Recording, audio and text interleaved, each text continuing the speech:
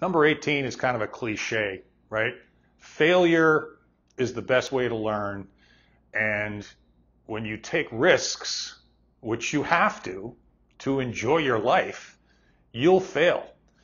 I guarantee you I've failed 100 times more than I've succeeded. Take risks. Now, mitigate them with research, with work, with collaboration, with the opinions of others, with feedback and surveys, however you can mitigate those risks. But don't wait until you're ready. Remember that. Take risks.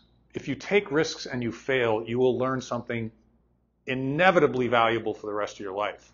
And if you take no risks, you'll just lead a boring life. So don't be scared of failure. Mitigate your risk to the extent that you can. Pull the trigger when you're 80% ready.